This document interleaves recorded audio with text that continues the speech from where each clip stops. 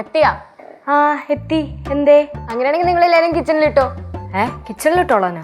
ഞാൻ, അപ്പൂപ്പൻ, അമ്മമ്മ ഞങ്ങൾ എല്ലാരും സെറ്റായി. ഞങ്ങൾ കൊറേ സംസാരിച്ചു. അലീന ചേച്ചിയുടെ വീട്ടിലെ കാര്യങ്ങളൊക്കെ പറഞ്ഞ് ഭയങ്കര ചിരിയായിരുന്നു. നീ വിചാരിക്കുന്നതല്ല, ഇവര് ഭയങ്കര ബിസിനസ്സുകാരാണെങ്കിലേ ഫാമിലിയിൽ ഭയങ്കര കോമഡിയാടി, നമ്മുടെ വീട്ടിലെ പോലെ. മൊത്തത്തിലൊരു കോമഡിയാ. ശരി ചേച്ചി, ഫാമിലി മുഴുവൻ നല്ല വിഷം കെട്ടുകാരാണല്ലോ. ഇന്നലെ തന്നെ കണ്ടില്ലേ, കയ്യിലും ബ്ലൗസൊക്കെ കൊടുത്തിട്ട് മണ്ണിൽ ചെരുപ്പില്ലാതെ നേരെ നിൽക്കാൻ പോലും പറ്റുന്നില്ല. എന്നാലും ആ ഡയലോഗ് കൊള്ളായിരുന്നു. ഏത് ഡയലോഗ്?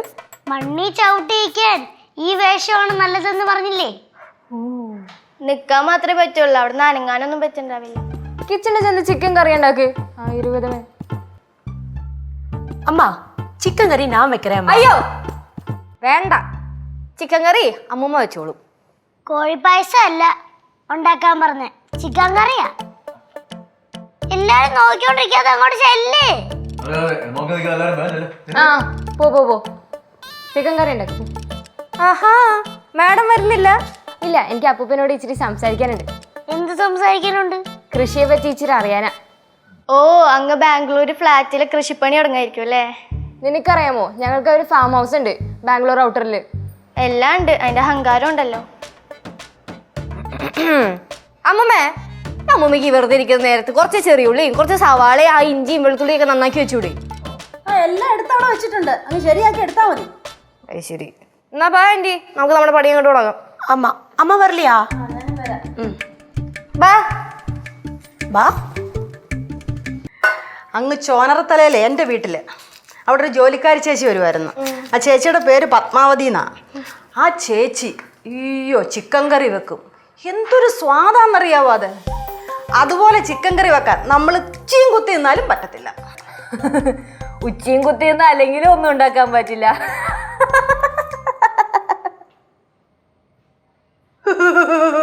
ഒത്തില്ല, ഏറ്റില്ല പറഞ്ഞത്. അയ്യേ ചേച്ചി അമ്മിപ്പോയി. സാരമില്ല പാറു, ഇനി അമ്മൂമ്മ അവസരങ്ങൾ ഉണ്ടാക്കി തരുമല്ലോ, ഞാൻ അടുത്തയിൽ പിടിച്ചോളാം. ഇങ്ങനത്തെ അമ്മമ്മ ഞാൻ ശരിയാക്കൊള്ളി. വേണ്ട മോളെ, ഞാൻ ശരിയാക്കാം. ലച്ചു മോടെ സ്നേഹം കണ്ടു പഠിക്ക്. സ്നേഹമൊക്കെ കണ്ടു, പക്ഷെ അത് എന്ത് കണ്ടിട്ടാണെന്ന് അറിയാൻ പാടില്ല. ലച്ചു ചേച്ചി എന്താ അങ്ങനെ സംസാരിച്ചേ? ഞാനങ്ങനെ ഒന്നും ഉദ്ദേശിച്ചു പറഞ്ഞില്ല, ഞാൻ ജസ്റ്റ് കാഷ്വലി പറഞ്ഞു. ഞാനൊരു സത്യം പറയട്ടെ. ഇത്രയും നേരം പറഞ്ഞുകൊണ്ടിരുന്ന കള്ളമാണ്. അതല്ല, ഈ പാറുവിന് എന്നോടൊരു സ്നേഹമില്ല. അതാണോ സത്യം? അല്ല. ഒരുപാട് സ്നേഹിച്ചിട്ട് എന്തിനാ ചേച്ചി? ചേച്ചി പറയാമെന്ന് സത്യം പറ. പാവ അപ്പൂപ്പൻ ശരിക്കും പെട്ടിരിക്കാവും. അവൾ കത്തിച്ച് അപ്പൂപ്പനെ കൊല്ലും. ഒന്നാമത് അവൾ പറയുന്നത് എന്താണെന്ന് ആർക്കും മനസ്സിലാക്കാൻ കഴിയുന്നില്ല. നിർത്തടി പരദൂഷണകാരി. പരദൂഷണക്കാരിയാ? പരദൂഷണക്കാരി ഞാൻ എന്താ ഉദ്ദേശിച്ചെന്ന് മനസ്സിലായില്ലേ? അത് മനസ്സിലായി. അത് മതി. പക്ഷെ ആരുദ്ദേശിച്ചാണെന്ന് മനസ്സിലായില്ല. അമ്മൂമ്മേനെ ഉദ്ദേശിച്ചാ പറഞ്ഞേ? എന്നെയോ? അല്ല. ഓ, അപ്പൊ കഥകാരിയായിരിക്കും അല്ലേ? അയ്യോ എന്നെയാ? ഓ, പാറുനെ. എന്നാ? ഓ, അപ്പൊ പിന്നെ എന്നെ ആയിരിക്കും. അല്ല ചേച്ചി. അതെ, നീ ആരും ഉദ്ദേശിച്ചെന്ന് എനിക്ക് മനസ്സിലായി. ഞാൻ അത്ര മണ്ടിയൊന്നല്ലേ? കണ്ട, ഞാൻ ആരെ ഉദ്ദേശിച്ച് ആളെ ഏറ്റെടുത്തിട്ട്. അലീനെ നിർത്തിക്കോ, ക്ഷമിക്കുന്നതിന് ഒരു പരിധിയുണ്ട്. എനിക്കും അതേ പറയാനുള്ളൂ. പവടലിൽ തുടങ്ങിയത് ആള്. പവടലല്ല, പടവലം. മനസ്സിലായില്ല? നീ ഉള്ളി വൃത്തിയാക്കടി. അമ്മുമ്മേ, ഇത് ശരിയാവില്ല കേട്ടോ. എന്താ മക്കളെ നിങ്ങൾ ഇങ്ങനെ? നിങ്ങൾക്ക് രണ്ടുപേർക്കും സ്നേഹമായിട്ടിരുന്നാ പോരായോ? എന്തിനാ വെറുതെ ഇങ്ങനെ വഴക്കുണ്ടാക്കുന്നേ? அம்மா அம்மா வருத்தப்பட வேண்டாம். அவங்க இப்படி எல்லாம் சொன்னாலும் ரொம்ப பாசமா இருப்பாங்க. പക്ഷെ എനിക്ക് 3 പേർക്കും ഇഷ്ടം കേശാട്ടനെ. ആ, എന്റെ കൊച്ചുമോനെ ആർക്കാ ഇഷ്ടമല്ലാത്ത?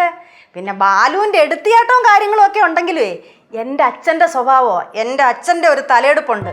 എൻ്റെ അച്ഛൻ്റെ ഒരു ഫോട്ടോ ചോനർത്തല ഇരിക്കുന്ന അറിയാവല്ലോ, അത് കണ്ടു കഴിഞ്ഞാൽ അതേപോലെ ഇരിക്കുമല്ലോ എൻ്റെ കേശുമോൻ, അല്ലയോ?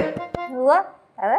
ഫ്ലവേഴ്സ് സ്മാർട്ട് ഷോ ശനി ഞായർ ദിവസങ്ങളിൽ രാത്രി 9:30 ഫ്ലവേഴ്സിൽ.